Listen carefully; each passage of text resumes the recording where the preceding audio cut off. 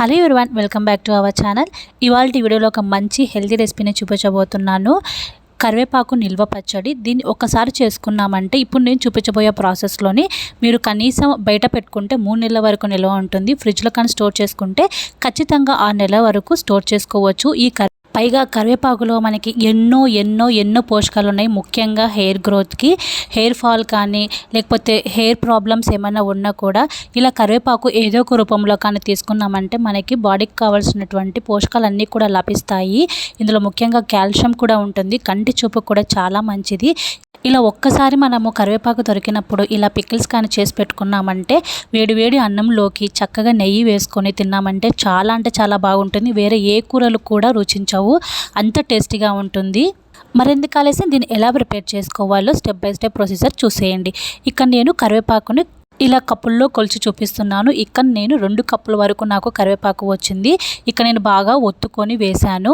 ముందుగా కరివేపాకుని ఇలా రెమ్మలన్నీ కూడా తీసేసి ఆకులన్నిటినీ బాగా వాష్ చేసుకొని వాటర్ ఏమీ లేకుండా, తడి ఉన్నా పర్వాలేదు, అసలు వాటర్ ఎక్కువగా లేకుండా ఈ విధంగా పొడిగా ఉండేలాగా చేసుకొని 2 కప్పుల వరకు ఇక్కడ తీసుకున్నాను. ఇప్పుడు ఏ కప్పుతో అయితే కరివేపాకు తీసుకున్నానో అదే కప్పులోనే 1/4 వరకు చింతపండు, అంటే చిన్న సైజు లెమన్ ఉంటుంది కదా, ఆ సైజులోని చింతపండుని ఈ విధంగా తీసుకొని ఇందులోకి కొద్దిగా వేడి వాటర్ని వేసి ఇదంతా కూడా బాగా నాననివ్వాలి. ఇదంతా కూడా బాగా నానిన తర్వాత మనం మెత్తగా గుజ్జులాగా తీసుకొని లేదా ఆయిల్లోని ఫ్రై చేసుకున్నామంటే చక్కగా గ్రేవీ అనేది వస్తుంది. తర్వాత ఇలా ఒక కడాయి తీసుకొని ఇందులోకి ఒక 1/2 టీ స్పూన్ మెంతులు, 1 టేబుల్ స్పూన్ వరకు ఆవాలు కూడా వేసుకొని ఈ 2 కూడా చక్కగా దూరగా వేయించుకోవాలి. ఏ ఆవకాయ పచ్చళ్ళకైనా ఈ మెంతి పిండి, ఆవపిండి అనేది కామనే. ఇందులోకి 2 టేబుల్ స్పూన్ల వరకు ధనియాలు కూడా వేసుకొని వేయించుకోవాలి. మీరు కావాలనుకుంటే, మరి ఎక్కువ టేస్టీగా కావాలనుకున్నా మీరు ఇవన్నీ కూడా వేగిపోయిన తర్వాత మనం ఆఫ్ చేసి దించేస్తామనే టైంలోని నువ్వులు కూడా యాడ్ చేసుకోవచ్చు, 1 టేబుల్ స్పూన్ వరకు. ఇవి చక్కగా వేయించుకొని తీసుకొని పక్కన పెట్టుకొని చల్లార్చుకోవాలి. తర్వాత ఇదే కడాయిలోని ఒక 1 టేబుల్ స్పూన్ వరకు ఆయిల్ వేసుకొని మనం ముందుగా కరివేపాకు కొలుచుకొని పెట్టుకున్నాం కదా, ఈ కరివేపాకుని ఇందులోకి వేసుకొని కరివేపాకు అంతా కూడా క్రిస్పీగా అయ్యేంత వరకు ఆయిల్లో చక్కగా ఫ్రై చేసుకోవాలి. ఇలా ఫ్రై చేసుకునేటప్పుడే దీనిపైన ఉన్న తేమ అంతా కూడా పీల్చేస్తుంది. మనకు ఎక్కడ తేమ లేకుండా చక్కగా ఇవి పొడిగా వస్తాయి. ఇదే ప్రాసెస్లోనే మనం ఎన్ని కప్పులైనా కూడా చేసుకోవచ్చు. ఇక్కడ నేను 2 కప్పుల వరకు మీకు చూపిస్తున్నాను. ఇవన్నీ కూడా చక్కగా చూసారా, ఇంత క్రిస్పీగా వచ్చేంత వరకు వేయించుకోవాలి. ఇలా వేగిన ఈ కరివేపాకును కూడా మనం పక్కకి తీసుకొని చల్లారించుకోవాలి. మనం వేయించుకున్న ప్రతి ఒక్కటి కూడా పూర్తిగా చల్లారించుకోవాలి. చల్లారిన తర్వాత వీటిని మిక్సీ జార్లో ఒకదాని తర్వాత ఒకటి వేసుకొని మెత్తగా గ్రైండ్ చేసుకోవాలి.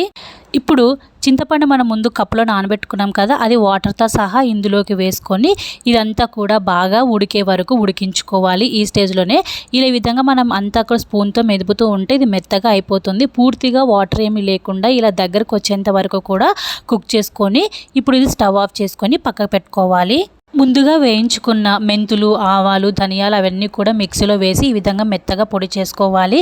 తర్వాత కరివేపాకును కూడా వేయించుకున్న కరివేపాకు కూడా చల్లారిపోయింది. ఇప్పుడు వాటిని కూడా వేసుకొని చింతపండు గుజ్జు ప్రిపేర్ చేసుకున్నాం కదా, అది కూడా ఇందులోకి వేసుకోవాలి.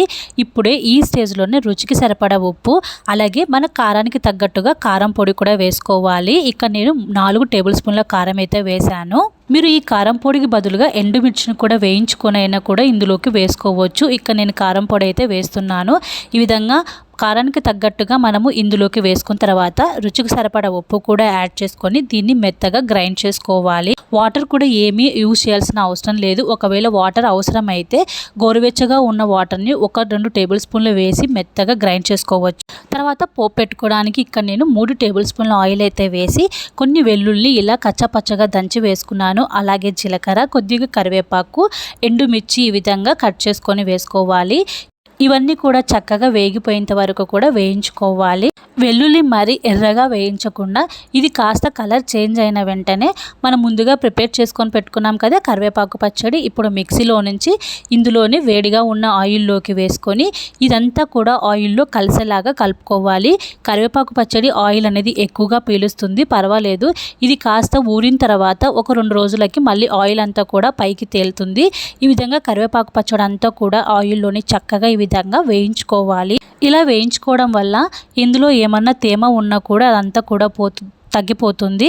ఇదంతా కూడా బాగా దగ్గర పడేంత వరకు కూడా వేయించుకొని స్టవ్ ఆఫ్ చేసుకొని పూర్తిగా చల్లార్చుకొని ఏదైనా ఒక గ్లాస్ జార్లో కానీ ఒక డబ్బాలో కానీ మనం స్టోర్ చేసుకున్నామంటే చక్కగా ఈ కరివేపాకు పచ్చడి అనేది చాలా రోజుల వరకు నిల్వ ఉంటుంది. ఏ పచ్చళ్ళైనా కూడా అప్పటికప్పుడు కాకుండా ఒక రోజు తర్వాత ఊరిన తర్వాత కానీ తిన్నామంటే చాలా టేస్టీగా ఉంటుంది. వేడి వేడి అన్నంలోకి నెయ్యి వేసుకొని తిన్నామంటే సూపర్గా ఉంటుంది. మీరు కూడా తప్పకుండా ఇదే ప్రాసెస్లోనే ఈ కరివేపాకు నిల్వ పచ్చడిని ప్రిపేర్ చేసుకొని మీకు ఎలా కుదిరిందో కమెంట్లో తప్పకుండా షేర్ చేయండి. అలాగే ఈ వీడియోగా నచ్చినట్లయితే లైక్ చేసి షేర్ చేసి ఛానల్ని సబ్స్క్రైబ్ చేసుకోండి. Thanks for watching.